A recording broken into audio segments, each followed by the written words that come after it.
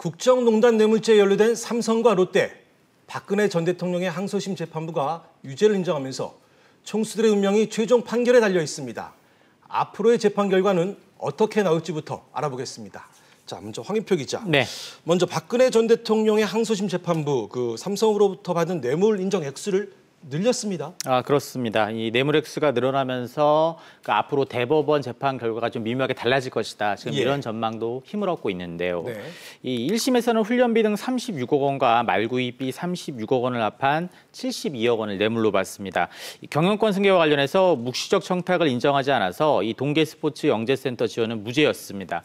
그런데 2심에서는 반대로 묵시적 청탁을 인정하면서 동계스포츠센터 지원액 16억 원이 이 경영권 승계 지원의 대가로서 제3자 뇌물 수수죄가 인정이 됐습니다. 따라서 이제 전체 뇌물 액수가 보험료 2억 원을 뺀 최종적으로는 86억 원으로 판단이 됐습니다. 자, 이렇게 항소심 재판부가 부정한 청탁으로 인정한 근거는 뭡니까?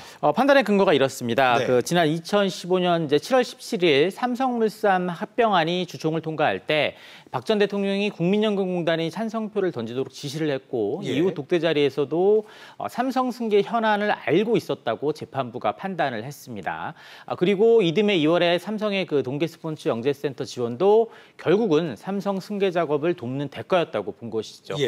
또 2심 재판부는 이번 국정농단 사건의 스모킹건, 즉 핵심적인 증거로서 이 대통령 지시를 받아 적은 안종범 전 수석의 수첩을 증거 능력으로 인정을 했는데요. 이제 안종범 수첩의 증거 능력에 대한 원심 판단을 유지한다고 밝혀서 이 재판의 증거로 또다시 인정을 했습니다. 네, 자, 그런데 이재용 부회장 2심에서는 이 부정한 청탁이 인정되지 않아서 집행유예로 풀려났습니다. 자, 박근혜 전 대통령 항소심에서 삼성 관련 뇌물 액수가 늘어난 만큼 만약에 대법원 판단에 따라서 이재용 부회장이 다시 구속 수감될 수도 있겠어요? 네, 그럴 가능성이 지금으로서 높은 편입니다. 게다가 이제 형량까지 늘어날 수 있는 그런 가능성이 있는데요. 이재용 부회장 2심 재판부는 묵시적 청탁을 인정하지 않아서 승마훈련비 36억 원만 뇌물로 인정을 했습니다. 하지만 박 전 대통령 항소심에서는 영재센터 지원금까지 합쳐서 이제 모두 86억 원을 뇌물로 인정했다고 말씀드렸죠. 따라서 대법원이 안종범 수첩을 증거로 인정한 박 전 대통령의 항소심의 판단을 받아들이게 되면 형량도 늘어나게 돼서 실형이 선고될 가능성이 높은데요. 특히 뇌물 액수가 만약 50억 원 이상으로 인정이 되면 이 특정범죄 가중처벌법상 무기나 5년 이상의 징역형에 처하도록 돼 있습니다. 징역이 5년 이상 되면 집행유예도 불가능하기 때문에 실형을 받을 그럴 가능성이 높다는 전망이 나오고 있습니다. 이 변호사의 말 한번 들어보시죠. 박근혜 최순실 재판에서 묵시적 청탁을 인정했고 그게 말의 소유권이 넘어가서 금액이 한 7, 80으로 늘었기 때문에 만약에 대법원에서 파기된다면 신동빈 부회장 사건도 이게 70억의 뇌물에 실형이 높기 때문에 이재용 부회장 실형 가능성이 높다고 보입니다. 삼성으로선 바짝 긴장할 만합니다. 여기에다가 현재 사건이 대법원에 올라가 있는데요. 황 기자, 새로 임명된 대법관들이 많아서 결코 이재용 부회장에게 유리하지 않을 것이다 라는 이런 전망도 나오고 있습니다. 네, 문재인 정부 출범 이후 대법관 구성이 6년 만에 크게 이제 바뀔 그런 전망인데요. 지금 진보 성향이 강화되면서 이 국정농단 핵심 사건 판결에 영향을 줄 것이라는 전망이 나오고 있습니다.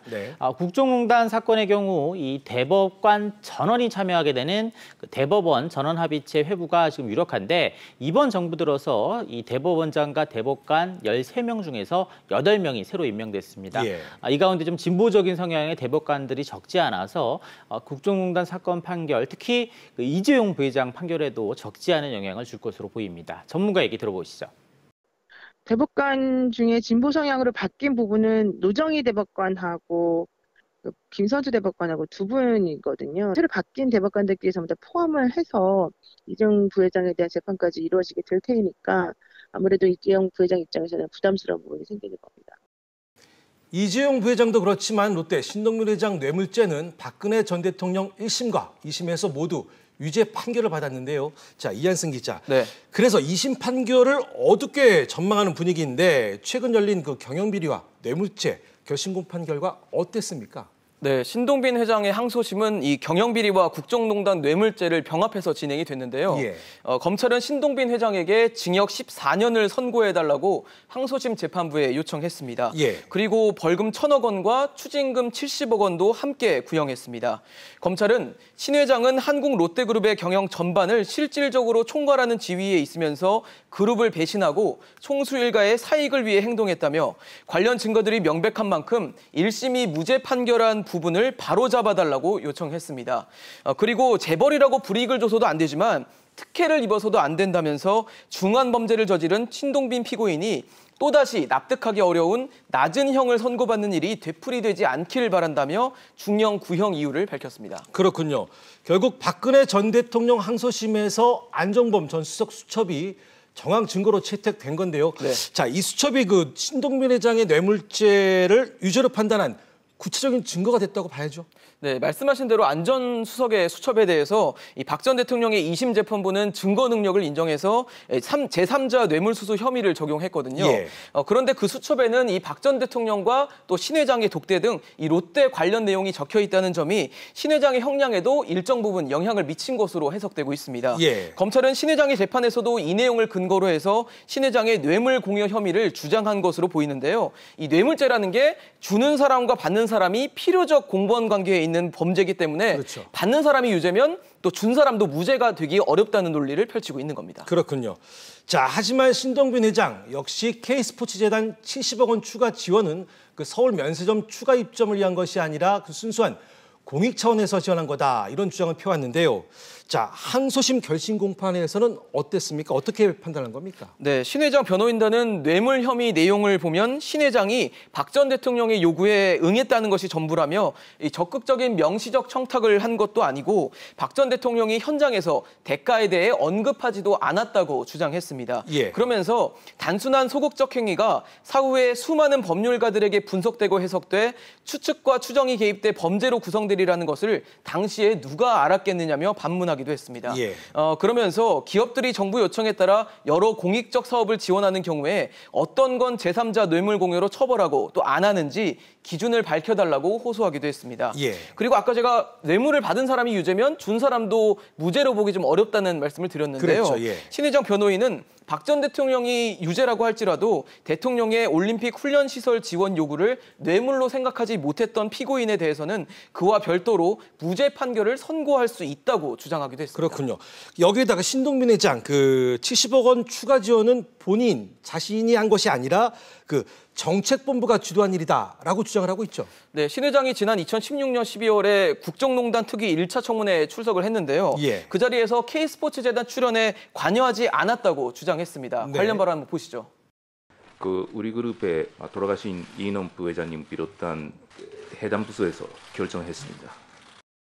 네, 자신은 박 전 대통령에게 청탁을 하지 않았으며 자금 출연을 결정한 고 이인원 부회장에게서 관련 내용을 보고받지도 못했다고 밝혔는데요. 예. 지난 7월 공판에서는 박 전 대통령과의 면담 말미에 K스포츠재단 지원 요청을 받아 고 이 부회장에게 관련 사안을 챙길 것을 지시했다고 입장을 바꿨습니다. 예. 그리고 항소심 결심 공판에서는 이 많은 기업들이 이미 출연했던 K스포츠재단에 사익을 추구하는 사람이 있었다는 것을 꿈에도 생각하지 못했다면서 K스포츠재단을 장악한 최순실의 존재는 전혀 몰랐고 이 지원은 공익적인 차원이었다고 주장했습니다. 그렇군요. 그 아울러 검찰 주장과 달리 롯데 측은 그 70억 원을 추가로 건네기 전에 이미 그 서울시내 면세점 추가 선정이 결정됐다면서 특혜를 부인하고 있는 거죠. 네, 감사원이 발표한 면세점 선정 비리 의혹 감사 결과에 따르면요, 이 박 전 대통령이 면세점 정책 개선을 지시한 게 2015년 12월이었고요. 예. 그 다음 해인 2016년 1월 기재부가 청와대에 면세점 추가 선정 계획을 보고했습니다. 네. 그 후 신 회장이 안 전 수석과 박 전 대통령을 독대한 게 3월, 그리고 추가 출연금이 지급된 게 5월입니다.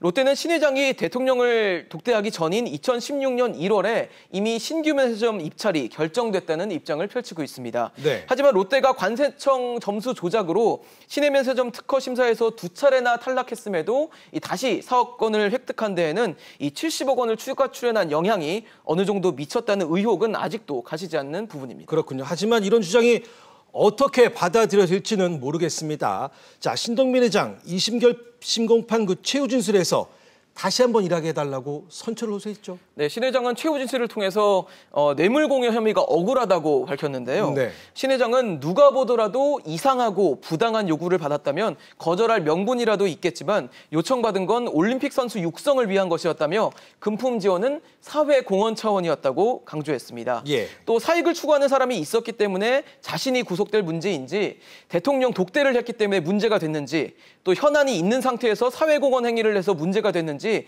아직도 어디에 문제가 있었는지 잘 모르겠다면서 답답함을 토로하기도 했습니다. 예. 아울러 스티브 잡스도 수많은 실패를 딛고 세계적인 기업으로 회사를 성장시켰는데 이는 기업가 정신을 인정해주는 사회적 분위기가 있었기 때문이라며 국가 경제를 위해 그룹을 위해 다시 한번 일할 기회를 주면 대단히 감사하겠다고 호소하기도 했습니다. 예.